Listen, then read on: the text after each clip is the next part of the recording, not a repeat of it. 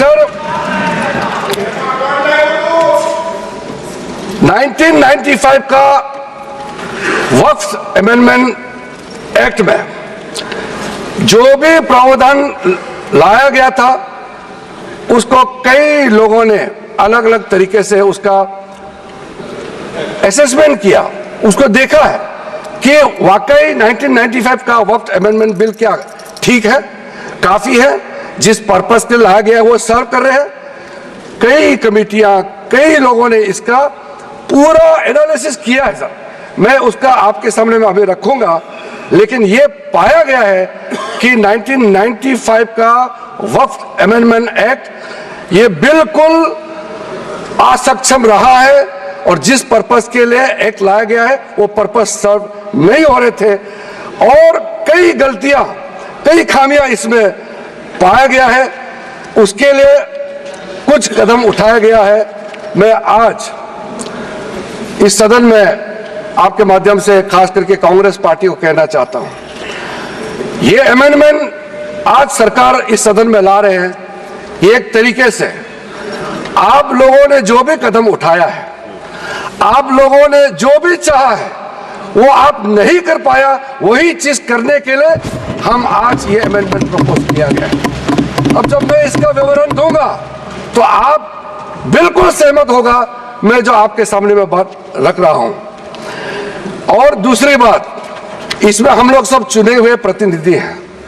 मैं अपना बात तर्क रखने से पहले ही बताना चाहता हूं, इस बिल का समर्थन कीजिए, करोड़ों लोगों का दुआ मिलेगा।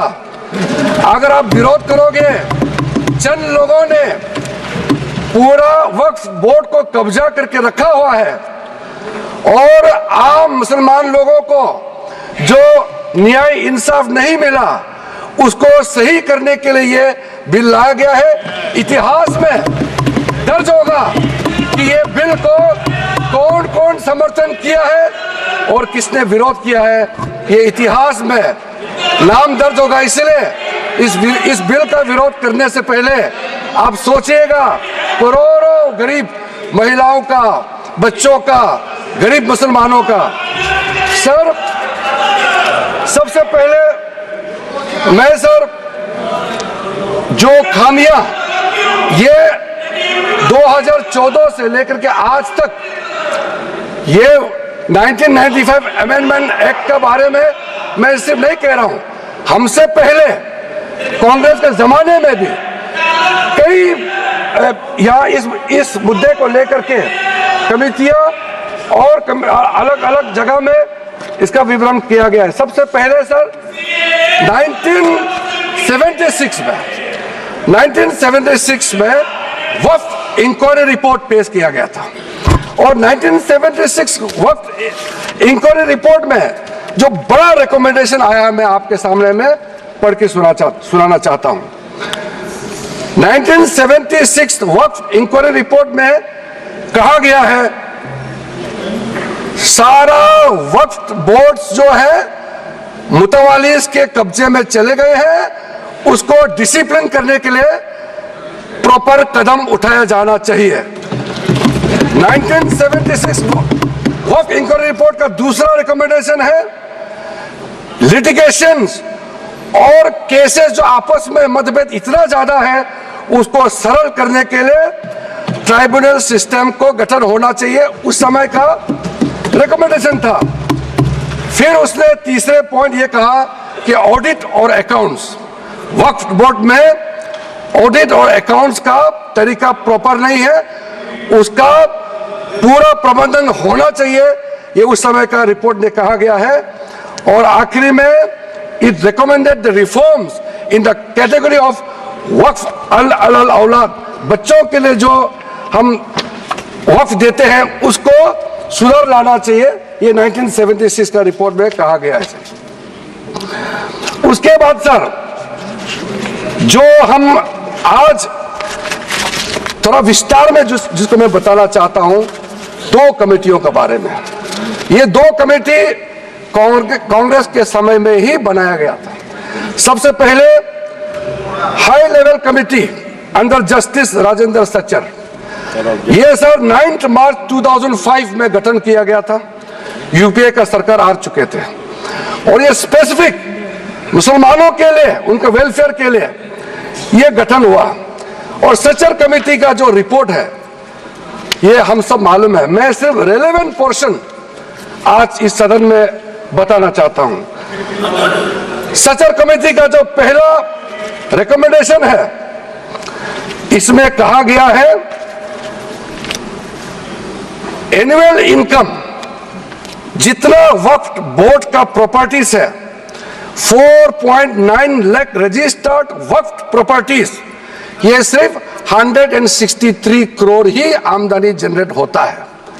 ये किसी भी रूप से जस्टिफाई नहीं किया जा सकता है और इसको एफिशिएंट तरीके से, मार्केट तरीके से, जिस तरीके से मैनेज होना चाहिए सारा वक्फ प्रॉपर्टी को, अगर सही माने में उस समय उन्होंने कहा, उस सचर कमेटी ने, तो उस समय 12,000 करोड़ रुपया पर एनम मिलता है और उस समय जनरेट हो रहा था 162 करोड़। लेकिन मैं साथ साथ ये भी कहना चाहता हूं, क्योंकि वो कमेटी की रिपोर्ट है और मैं माइनॉरिटी अफेयर्स का मंत्री होने के नाते जो हम लोगों ने स्टडी किया है, टोटल 8,72,320 वक्फ प्रॉपर्टीज हमारा जो वामसी जो पोर्टल है उससे पूरा डिटरमिन नहीं किया जा सकता है, लेकिन उसका मार्केट वैल्यू सचर कमेटी ने जो कहा है उससे कई गुना अधिक होने का संभावना है।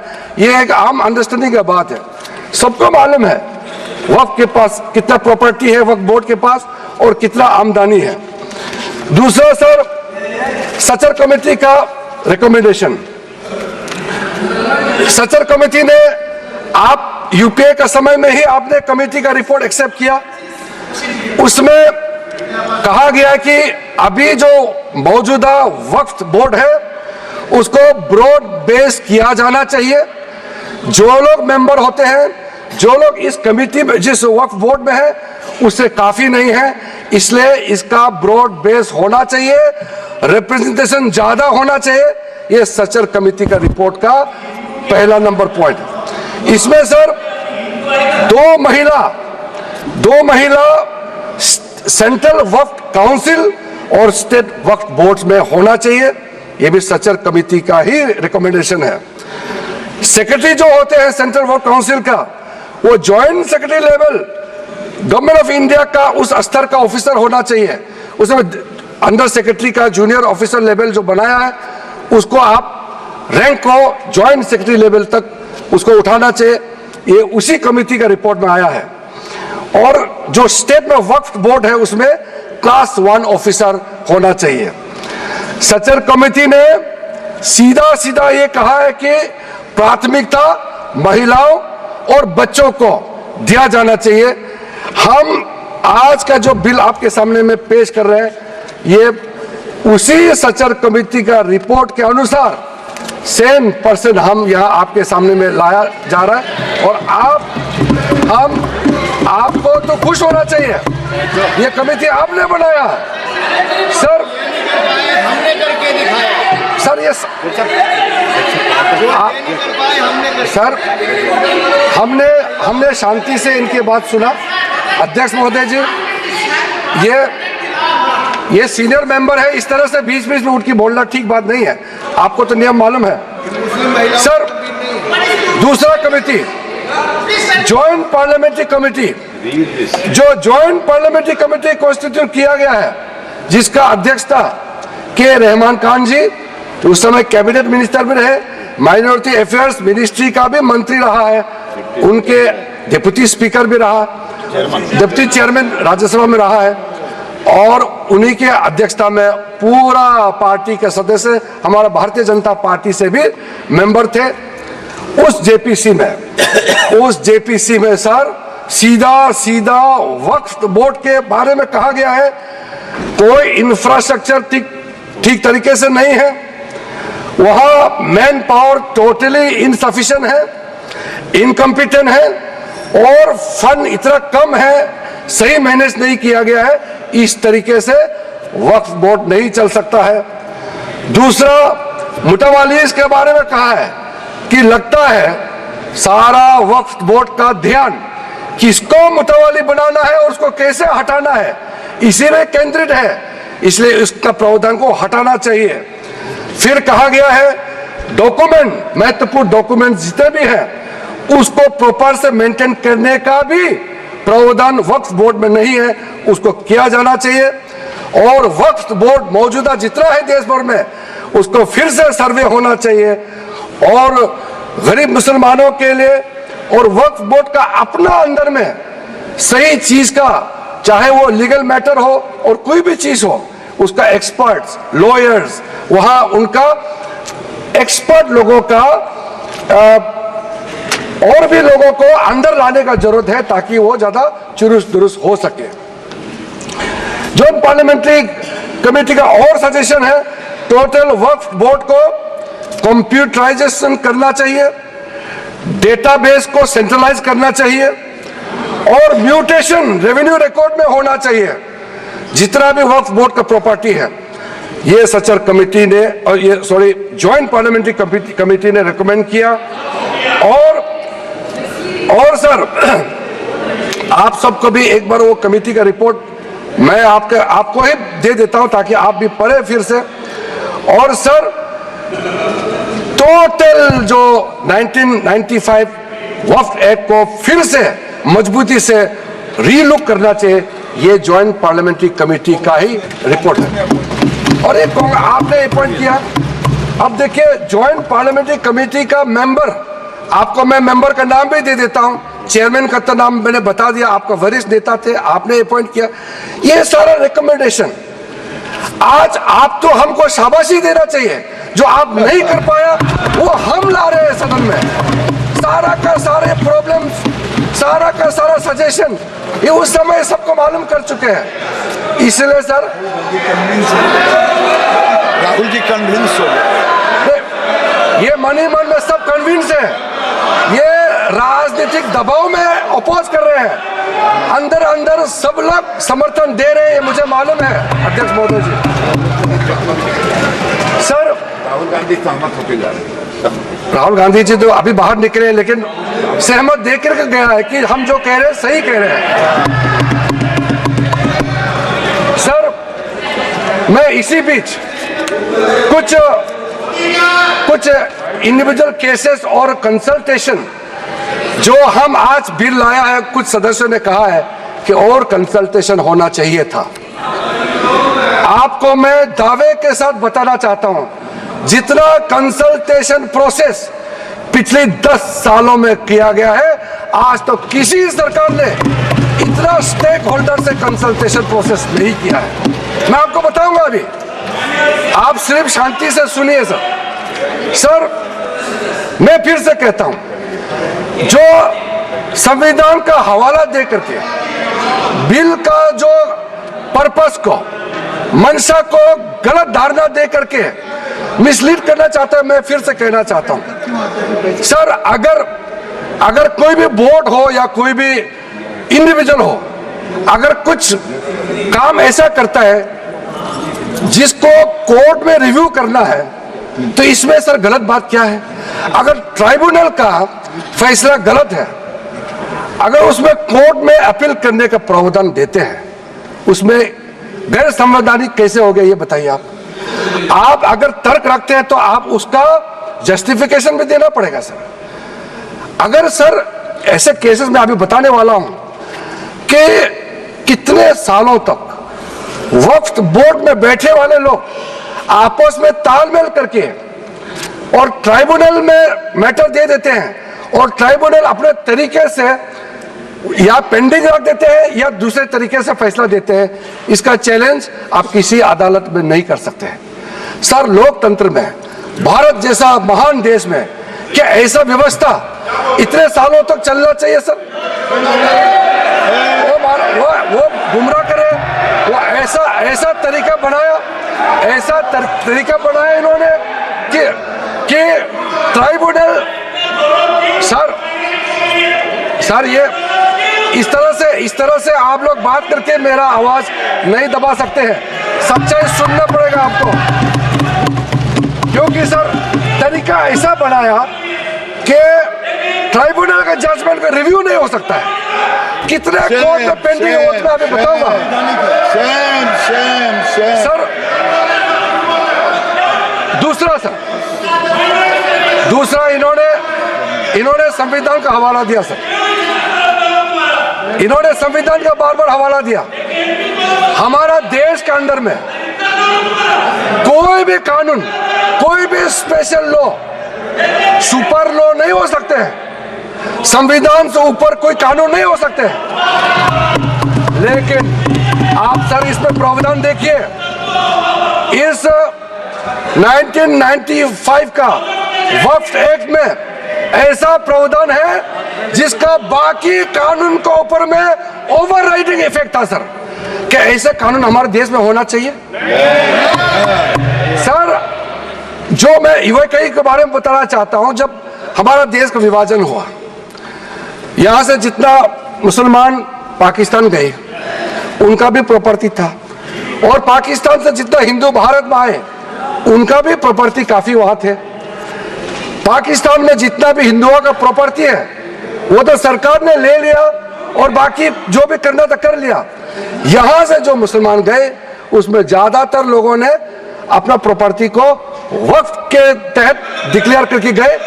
और सर ऐसा कई केसेस है, मैं अभी बहुत लंबा इसमें नहीं जाना चाहता हूं, ये फैक्चुअल चीज है सर।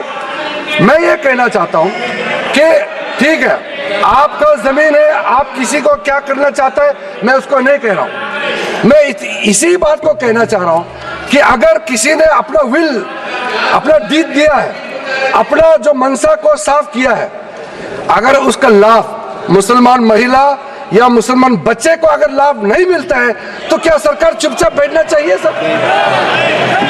ये हमारा दायित्व है, ये इस सदन का दायित्व है कि गरीब महिला कोई भी हो, चाहे हिंदू हो, मुसलमान हो, सिख, ईसाई, बौद्ध, पारसी और जैन, कोई भी हो, ये इस सदन का दायित्व है कि न्याय दिलाने के लिए अगर कोई कमी है तो पूरा करना चाहिए। और आज हम सर, आज जो ये अमेंडमेंट बिल लेके आ रहे हैं उसमें सारा प्रावधान रखा गया है। उसमें एक मैटर मैं बोलना चाहता हूं, लॉ ऑफ लिमिटेशन में क्या कहते हैं सर, इसमें ऐसा प्रावधान था जिसको हम हटा रहे हैं आज के इस अमेंडमेंट के जरिए।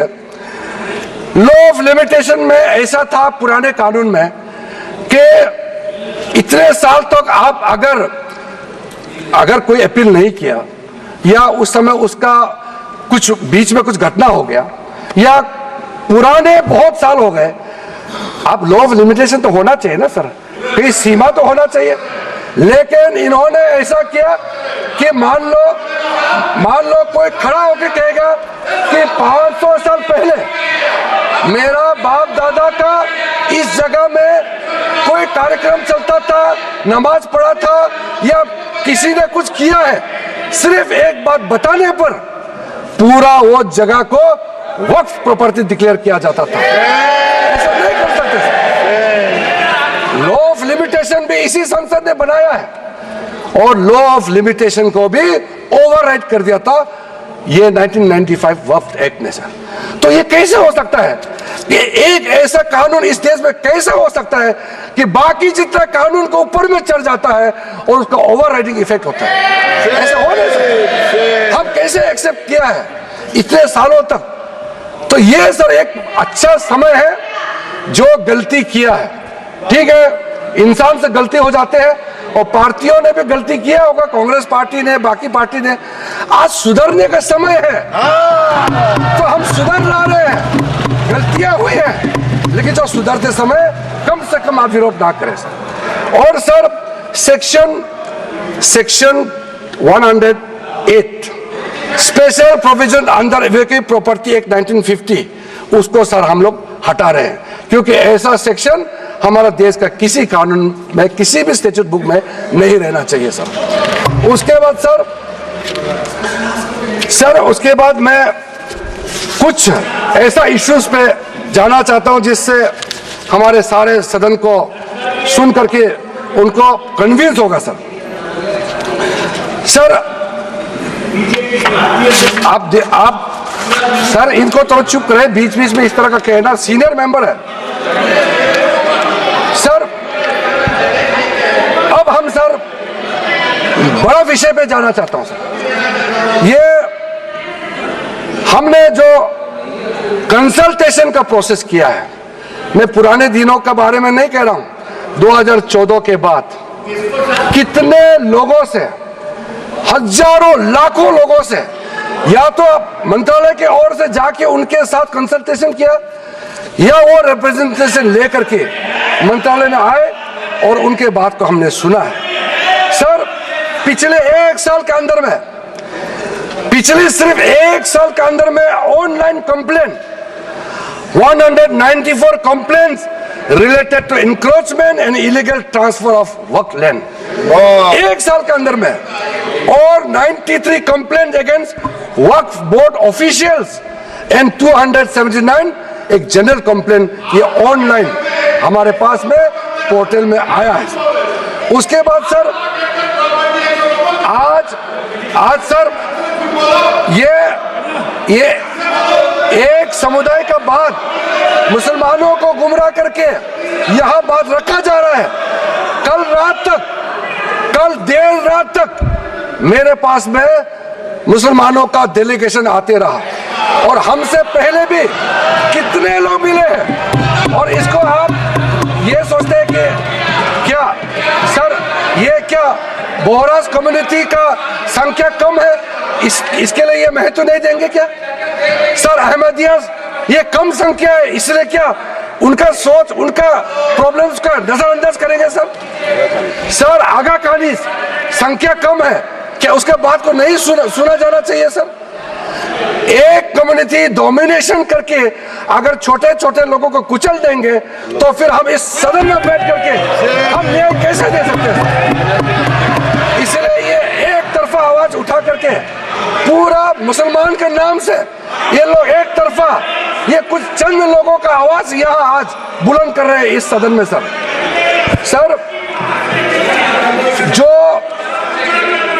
जो वक्फ बोर्ड के बारे में कई लोगों ने जिक्र किया है, लेकिन प्राइवेटली इसमें भी कई ऐसा नेता है जो मुझे आके कहा है कि देश में जितना स्टेट वक्फ बोर्ड है सब माफिया लोगों ने कब्जा कर लिया है। ये बहुत लोग कह रहे हैं, आज सदन में नहीं कह रहे हैं, सदन में अपना पार्टी का दबाव या किसी के डर से या वोट बैंक का चक्कर से नहीं बोल रहा है, मगर प्राइवेटली हर एक मुसलमान आकर के कहता है, नाम मत बताना, नाम तो हम बताएंगे नहीं सर। मैं आप लोगों का पॉलिटिकल इश्यूर में खराब नहीं कर दूंगा। कौन सा एमपी ने मुझे आके बताया कि पार्टी विरोध कर रहा है लेकिन अंदर से हम साथ दे रहे हैं, मैं नाम नहीं लूंगा।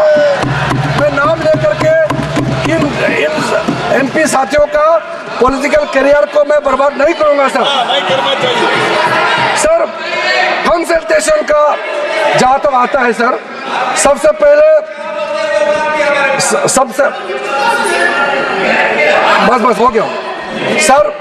कंसल्टेशन हमने कई लेयर्स में कंसल्टेशन किया है सर, ऑफिशियल लेवल में, पॉलिटिकल लेवल में, स्टेट गवर्नमेंट का रिप्रेजेंटेटिव से, और इंडिविजुअल लेवल में बहुत वाइड कंसल्टेशन देश भर में हम लोगों ने किया है सर। मुझे इस मंत्रालय में आए हुए अभी लगभग 2 महीने हुए हैं, लेकिन जो कंसल्टेशन प्रोसेस हमारे से पहले जो मंत्री थे इस मंत्रालय के, सब लोगों ने बहुत बारीकी से समस्याओं का भी पहचान किया और कंसल्टेशन प्रोसेस भी बहुत ब्रॉड बेस किया है सर। कुछ कंसल्टेशन के बारे में मैं आपको जरूर बताना चाहता हूं सर। 2015 के बाद एक्टिव कंसल्टेशन का प्रोसेस शुरू हुआ है। ऐसा मत सोचिए ये 2024 में वक्फ बोर्ड अमेंडमेंट बिल लेकर के अचानक आया, मत सोचिए। ये मैं आपको बताने वाला कितना एक्सटेंसिव एक्सरसाइज कंसल्टेशन करके आज ये बिल आपके सामने में पेश कर रहे हैं सर। इसमें सर अलग अलग समुदाय के जितना मैंने नाम लिया सर, अहमदियास है, बोहरास, पसमंदास, आगा खानीज, वुमेन रिप्रेजेंटेटिव्स और जितने पिछड़े मुसलमानों के अंदर में सबसे लेकर के 19 स्टेट और यूनियन टेरिटरी के वक्फ बोर्ड के चेयरमैन, सीईओ और उनके और भी ऑफिशियल रिप्रेजेंटेटिव सबसे बात शुरू किया है सर।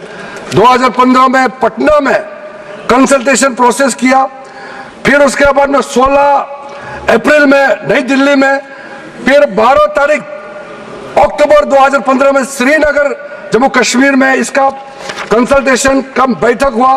उसके बाद 2015 में 11 नवंबर का दिल्ली में, फिर उसके बाद 7 जनवरी 2017 में फिर दिल्ली में, 8 मार्च 2018 दिल्ली में, इस तरीके से फिर 13 जुलाई 2023 में मुंबई में, उसके बाद 2024 जुलाई 23 में फिर लखनऊ में, उसके बाद फिर 7 नवंबर 2023 नई दिल्ली में सर।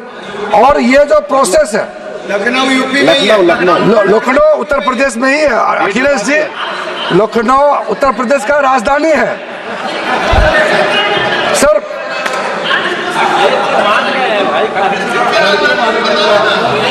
आप मुख्यमंत्री रहे हैं वहां सर। सर 2023 जो लेटेस्ट कंसल्टेशन जो हुए हैं, मैं थोड़ा सा इसके बारे में बताना चाहता हूं। इसमें सर जनरल पब्लिक जो आम मुसलमानों के साथ चर्चा हुई, क्योंकि हमारा मंत्रालय ने खुले मन से कहा कि इंडिविजुअल लेवल में भी आपका कोई इश्यू है, आप आ सकते हैं, आप बात रख सकते हैं, मंत्री के साथ मुलाकात कर सकते हैं और अधिकारियों के साथ आप मिल सकते हैं। उस समय सर मुंबई में representative from the general public के साथ साथ और भी ऑफिशियल से हमारी बैठक हुई और उसमें स्टेट वक्फ बोर्ड को इंप्रूव करने के लिए और कदम क्या क्या उठाना चाहिए उसका सुझाव वहां में आया। लखनऊ में जब बैठक हुई, लखनऊ में